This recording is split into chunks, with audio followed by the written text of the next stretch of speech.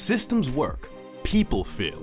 Welcome to InsureMark's Advisor Mentorship Podcast with Vice President Jeremy Hauser. Welcome to this week's episode of the Advisor Mentorship Podcast. I'm your host, Jeremy Hauser, and today I am honored to have our guest, Chad Willardson, on the show. Chad is a 5-time best-selling author who is entrusted to manage $1.2 billion of investments. He is the freedom entrepreneur, trademark by the way, that happens to be an advisor and runs multiple businesses while being married since 2001 and being a father of 5 children. Probably the best stat out of all of that. How are we doing today, Chad? We're doing great. Thank you. It's good to be here. Hey, thanks for joining us. Pretty excited. We were talking a little bit before this. So the book behind me, so several of the audience, a lot of advisors that listen to the show, I've talked about this book a lot, 10X easier than 2X. And funny that I think the story here is I connected with you about 2 years ago on LinkedIn. And here I am just going about one of my weekend days, playing golf and listening to this book. And all of a sudden there you are, and it's talking about you. And I've watched you for like a couple of, just seeing you on LinkedIn over the last couple of months. I'm like, I got to reach out to this guy. So just one of those things. Yeah. So I usually comment when someone talks about that book. I usually comment and just say, I love chapter 2. It's one of my favorite stories. And most people don't get it. They're like, oh yeah, chapter 2 is great. And I'm like, you didn't really read the book, did you? It's a great book. Regardless of whether I was in it or not, it is a great book. No, no, it's the right message. And I think, so I want to dive into a lot of things about your story, a little bit about you, your mindset. I think one of the things that stands out, and you talk about it a lot, but for the audience, so you had a very successful career. You were at, I think, Merrill Lynch for a couple of years, but then you decided to break off and create and start up Pacific Capital. So kind of walk us through that journey, or what led you to wanting to start your own thing. I don't think I ever would have left Merrill Lynch if not for the financial crisis of 2008, where we were bought by Bank of America and everything seemed to change, not all at once, but over time. It got, to me, it just got less fun there at the massive brokerage firm, and it didn't fit my personality. And over time, just more and more restrictions and bureaucracy stuff that I didn't jive with. And it was like, you know what, I don't think I can be happy here for the next 30 years. What do I do? What are my options? And I started exploring, and I got offered between $3 and $4 million up front from Morgan Stanley, from US Trust, from JP Morgan. And as a 32-year-old young father of 3 kids with more on the way, it was tempting. But at the same time, I felt like I would just be changing prison uniforms, sorry for the analogy, the harsh analogy, but I just didn't feel like I would be happy at those places either. And I just wanted to try being in a place that I could create what I wanted to create. And so after 8.5 years, I left and started over, which was tough because, I had grown from 0 to 330 million in 8 years, which was a lot of grinding for a young guy. And to start over at 0, it's not like I went back and took a ton of clients that I brought in. I really didn't. I started over, and a couple clients came, but it wasn't a big, it wasn't like a transition that I was aiming for. I wanted to start fresh. So that's how I started. 2011. So 2011. So running your own thing, and right now, as we sit today, so Pacific Capital, but you have multiple businesses, right? And probably I do. Yeah. So how many businesses, how many employees? It's a good question. My other primary business is called Platinum Elevated. We call it Elevated for short, but Elevated serves, it's a growth focused community for ambitious entrepreneurs. We do have a lot of financial people in there, but it's me doing growth mindset coaching. We have accountability coaches that meet with our clients, our members every week. We have live events. We have a lot of it's really around the whole lifestyle and business growth, elevating everything in an ambitious entrepreneur's life. And so that is my other primary business. I've got a sports business where we own a big sports facility in Southern California. We have club volleyball. We have AAU basketball teams. So we've got, I don't know how many employees, to be honest. It's really big. We've got, I want to say we have 40 to 50 something teams, and we're hosting Nike and Adidas tournaments every weekend of the year, 52 weekends a year. The gym it's a big, 12 courts. The chicken or the egg, what came first? Did you end up start like running the sports thing in Nike, Adidas, or like what happened first? Oh, no. Like we were parents, a couple of sports dads who were sick of driving an hour and a half to play teams who were 10 minutes away. And so we were like, this doesn't make sense. We're driving far for these basketball games to LA or to these other sites, and we're playing teams that are in our neighborhood. We're wasting our whole weekend on the road. Let's get something close and see what we can do. And so eventually we started this business in 2019, invested 7 figures into creating this incredible facility, this gym, and then COVID happens and there's no events and no gathering. And we're bleeding hundreds of thousands of dollars a month. And we're not allowed to even do what we do. So it was a nightmare, but we pivoted. We turned it into a tutoring center for children of essential workers. And we bought desks, we spaced them out, we hired tutors, and we decided to earn revenue and not lose the business. And it kept us alive. And now it's a thriving sports business again. We have nothing to do with tutoring, but that kept us alive for those couple of years. Thinking on your feet, obviously. Yeah. That's incredible. And I think one of the things that really stands out to me, especially 5 children, multiple businesses.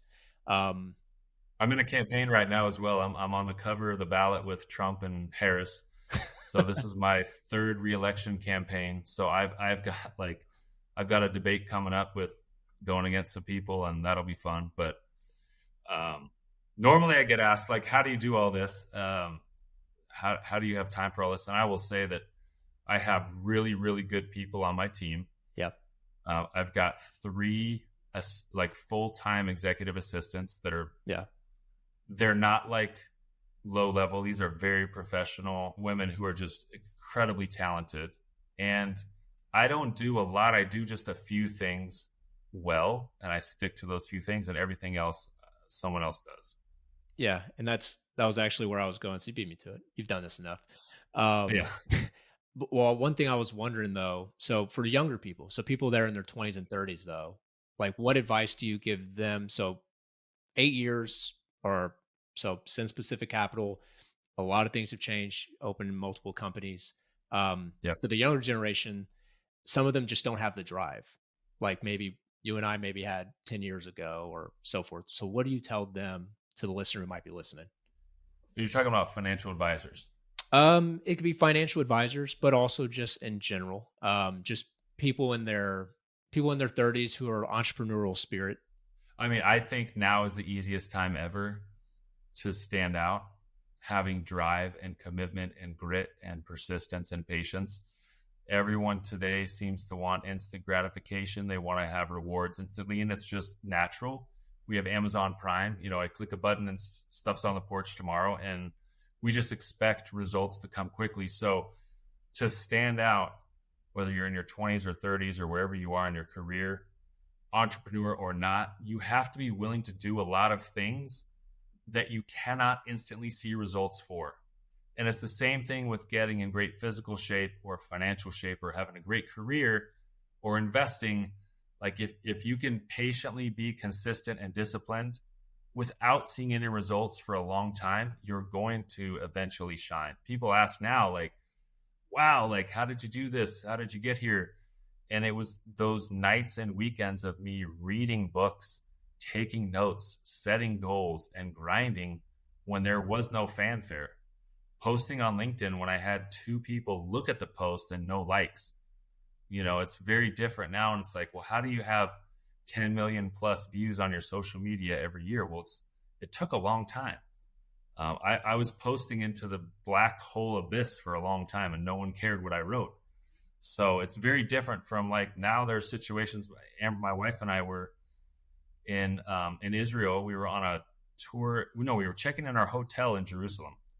And someone from another country came up to me in line and was just like, "Are you Chad Willardson?" I said, "Yeah." And he's like, "I followed you on LinkedIn for so many years.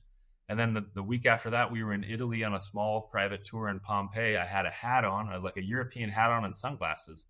And these two guys asked to take a picture. They're like, "Oh my gosh, we love your LinkedIn post."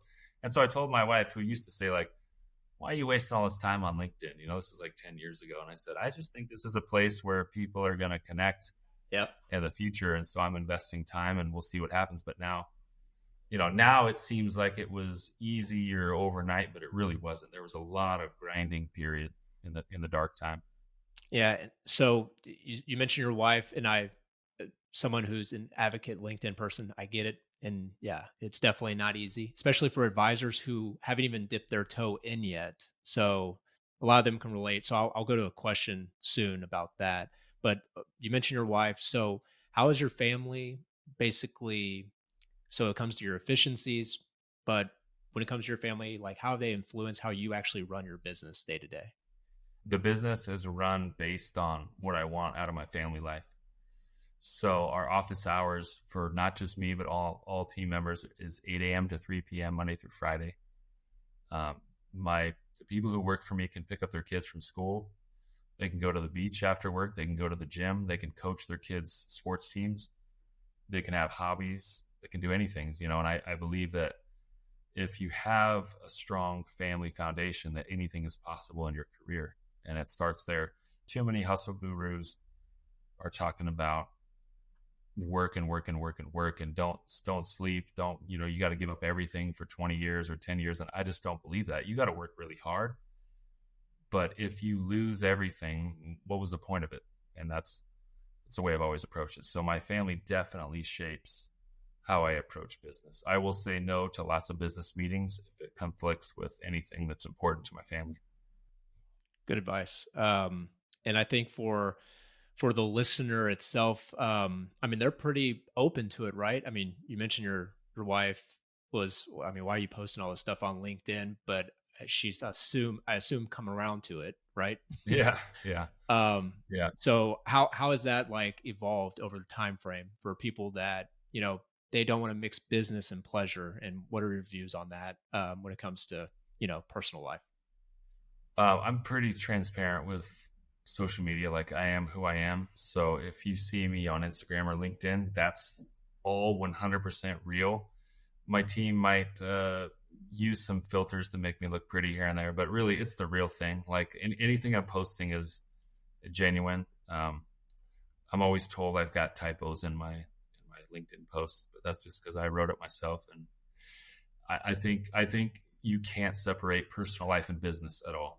Like, you are one person, and your prospects and clients want to do business with a real person. So they want to get to know you and like you and trust you. And if you're open and real and authentic, then they actually know who you are. And I would rather I think I posted about that recently. It's better to be hated for who you are than loved for who you are not. And I'd rather just be myself. And if people are turned off by that, or they say, "Oh, this guy goes on vacation too much, I'm not going to hire him," it's like, great, we're not a fit. That's okay. And so for those that are listening, and maybe they're in that process right now, they're dipping their toe into learning, this whole social media thing. I want to grab hold of it. At least some of the advisors we work with, they may just outsource it, which, here or there. It could be somebody, a younger person, that can help them out with engagement on social media. But like, what are some of the ways for them to get the courage to want to post and to get through the struggles? You somehow have to train yourself not to care what others think about you. I get teased or made fun of or trolled on social media every single day. And for fun, I'll send the screenshots to my wife and say, "Look what people are making fun of me today." Like, the common ones, people will accuse me of fake tanning or saying I'm too tan. And it's like, I live in Southern California, like I'm out in the sun all the time, but I've never fake tanned in my life. But I get lots of haters saying stuff about that. I get haters saying stuff about, being a straight white Christian male, about being wealthy or being greedy or this or that. Like, you just have to not care as much about critics when you're posting on social media. You just have to understand that, like, how someone else views you also is impacted by how they view themselves. And so I don't take it personally. Mm-hmm. I share what I want to share, and over time, people get to know me and they're like, oh, I kind of know who this guy is. And so if they're interested in engaging, then they will. And if they're not, they won't. Like, good marketing on social media it's a magnet, and a magnet repels and attracts at the same time. So if you're on social media, you shouldn't be so neutral on everything that you don't attract anything. You have to actually have a stance. You have to have a take. You have to be able to say your opinion without fear of being criticized. It's great advice. There's a thing I recently did. So with our advisors, we did a little mastermind group, and it was change activation model. And we highlighted, there was like this Google research they did about 7-11-4 marketing. I don't know if you've seen that or heard of that. What is it? Basically, in order, like, especially consumers online, they talk about how there's value in order for someone to, the customer journey to actually move forward with somebody. Google did this analytics. So 7 hours of content is what somebody needs, 11 touch points and 4 different forums. So they need to see them on 4 different platforms. Wow. So that's where, like, when we're talking to these advisors and it's just trying to get them to start posting, it's true what you're saying. It's like almost the courage to be disliked. It's just okay. It doesn't matter. LinkedIn is my public journal. It's my personal journal that I just let everyone see. I literally don't go back and edit stuff unless it's typos. I just say what I think, what's on my mind. I don't pre-write posts. I don't schedule posts. No one writes them for me. Sometimes the silliest thing where I'm like, to be consistent, I really want to share something today. This doesn't seem that interesting, but it's what's on my mind. So I'm going to share it. And I share it, and suddenly it's got 200,000 clicks. And it's like, wow, that right there, I thought nobody would care about. And apparently it was interesting, so you just don't know. You just have to be consistent without the fear of judgment. So 3 tips for somebody we're talking a lot about LinkedIn. So for someone who's starting to utilize it, at least, especially somebody who might be in the grind time frame. So they're getting maybe 2 likes and maybe less than 100 impressions. So what are 3 tips for that person?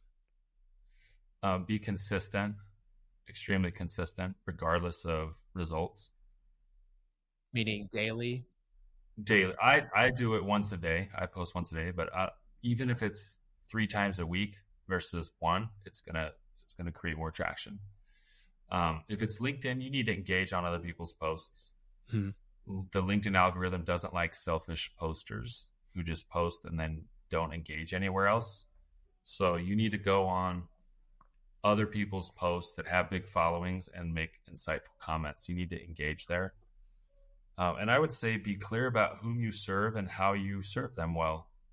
Actually name it. I think I saw an advisor who serves like retired Delta Airlines pilots, and that was in his heading. I'm like, that guy is a superstar. He's so courageous to name his niche that specifically, that if you're a retired Delta pilot, why would you go to any other financial person besides that guy? I wouldn't, And I think that's where, so what would be your tagline at the moment? Yeah, my tagline, so my niche isn't specific to industry. It's specific to the type of entrepreneurs. So we work with entrepreneurs with at least $10 million to invest, who are ambitious first-generation founders. My tagline, I think, in LinkedIn says 8 and 9 figure entrepreneurs, because we have clients so with over 100 million, but like it's 8 and 9 figure entrepreneurs, which typically is 0.001% of people anyway. So it's not an industry niche, but it rules out 99% of potential clients. So that's good insight for LinkedIn, and especially for those that are looking into, like I said, going back into possibly looking at social media to help engage their brand out there. So here we are today. It's been a 10 plus year journey of LinkedIn for you. So if you had your crystal ball, what do you think? LinkedIn's not going anywhere, but do you think there's something else out there that if you were an advisor like yourself, is there something that you would probably say, hey, it'd be wise to start doing this on a social media platform outside of LinkedIn as well? I think any of the platforms, people could do what I've done with LinkedIn. I think you should specialize. I started a TikTok account just to see if I could do it. I got like 1.2 million views in the first week on some viral video. And then I kind of was like, I'm not into this. So I didn't do anything really after that. But I think that if someone wanted to go all in on TikTok or YouTube or something else, like, it's not the platform. Mm-hmm. It's really the discipline, the strategy, the process, the consistency, the engagement. That's what matters. So I don't think there's one way to get it done. You just need to find the way that where your potential clients, where do they hang out? What interests do they have in common? Maybe it's none of that. Maybe you're a fly fisherman and you love to fly fish. You know everything about it, and you want to be joining these fly fishing groups and tours, and you'll find a ton of clients there. And then you become the financial advisor for fly fishermen. Like, that's a better route than saying, I'm just going to jam my posts onto some social media platform and hope that it sticks somewhere. You got to figure out who you are and who you can serve best, and go where they are, and go wherever they are. And I think I've heard on maybe one of your posts or maybe on something else. So that's how you market. So that's how you're attracting new people, right? Or what else are you doing to bring new people in? I mean, I've written those 5 books. I have a lot. I go on a couple hundred podcasts a year as a guest. I write for Forbes and Entrepreneur Magazine. So I get interviewed by different news media outlets every single week. So there's a lot of content out there. And my hope is that it's clear to my target audience of potential clients that I specifically can do a good job for them. And that's my hope and all the messaging that goes out there. One of the things you mentioned is I don't think, so right now there's even times where you've built your business to where it operates sometimes where you're not even having to be involved, or you're there, but you're not, when new people come aboard. I'm not there really. So 98% of the business runs without me. Mm-hmm. So there's lots of new clients, even with 10 million plus, that come through the door, that hire us, that go through the process, that I still have never met. Incredible. No, so awesome to hear. And I know, so as we're probably wrapping up here, I have a personal question actually for, this actually from my wife. It was a good question. I should have thought of it, but I didn't. She wanted to know, because of all the travel y'all do, what would be your top place that you and your wife have traveled and you would recommend to anybody to make sure you go and do so? And then also for your family, including kids, what would be that location? Man, that's a great question. And I'm going to consult my travel app. In 2024, so we're September 11th right now. So we've traveled 180,000 miles this year.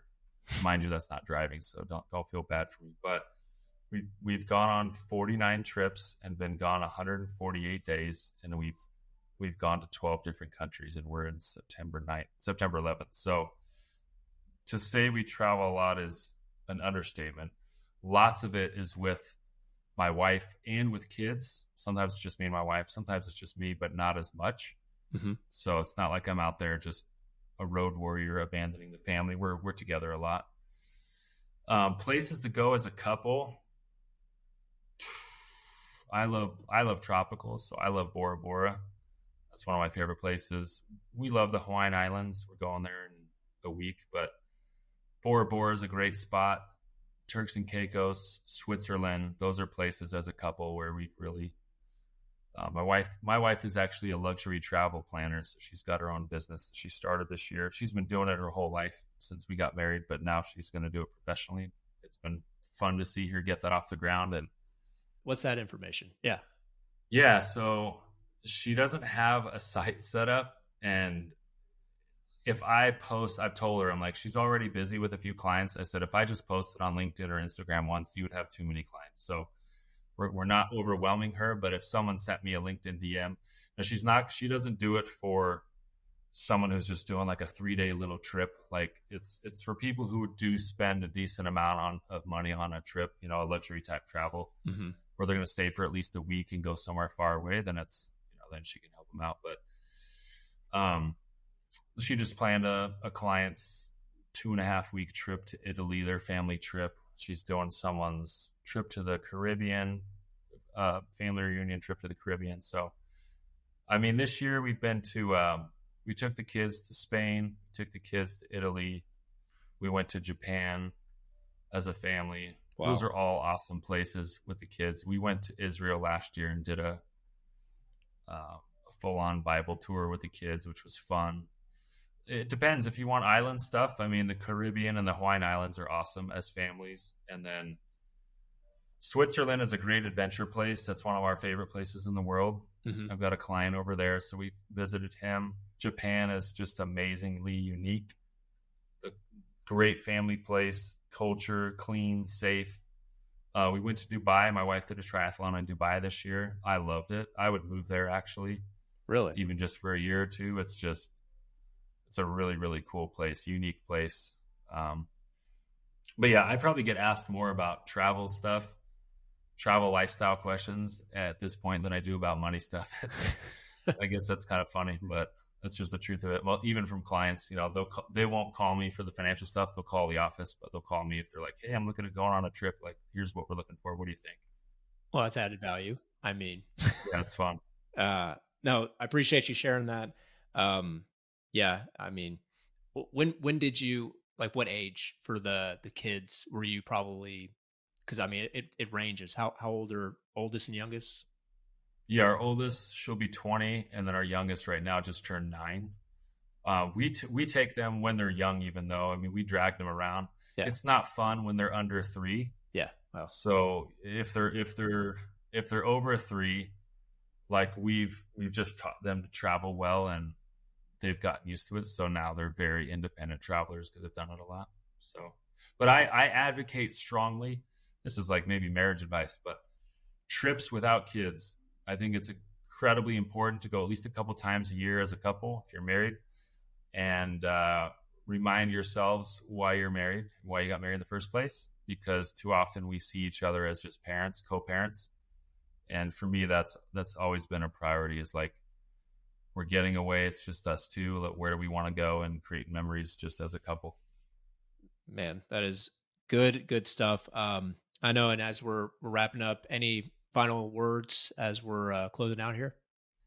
I'm just, I'm excited to be able to share any thoughts I have. I hope people took it with sincerity. You know, if you're in the advisor space, I think you need to think less about competition. There's so many potential clients out there. You know, when I share stuff on LinkedIn, I know that lots of my audience, they're in my same industry, and I don't care. Like, I'm not trying to hide stuff. I'm not keeping my thoughts a secret. What if they try to copy, you know, how I talk? I don't really care. There's so many potential clients out there. LinkedIn has, I think, over 1 billion users. There's enough on LinkedIn just to get your entire career's client base there. And there's enough pie to go around. Mm-hmm. So I think if we look at things in a more abundant way, and we're more honest about whom we serve best. I was referred to an NBA player recently, and I posted about that. I said I wanted to because I love the NBA and I'm a big basketball guy. I've worked with some pro athletes before, but I said, you know what, to be honest, like, that's not my specialty. My specialty is high-end entrepreneurs, and that's it. So respectfully, I'm not going to take the meeting with the NBA guy. And it felt good because I didn't want to try to change up who we are just to meet some other guy's needs, you know? So I think if we're all honest about whom we serve best, there's more than enough to go around. And that was not the same situation for the Who Not How, is it, in that book? No. Who Not How was longer ago. That was like a $120 million client who was referred to me. That was totally different. Yeah. So message here is learning to say no. Yeah.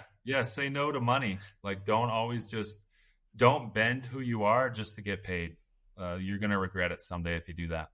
Good stuff. Appreciate your time, Chad. Thank you so much for hopping on here. Thank you also to the listener for tuning in. Don't forget to subscribe on your favorite listening device so you do not miss out on any future Advisor Mentorship podcast. Make sure to connect with us at LinkedIn at Jeremy Hauser. Also on YouTube, subscribe to our channel at Jeremy Hauser AMP. And as we wrap up, and while you may be sharing this episode with a friend, just remember, in a world full of betas, be an alpha.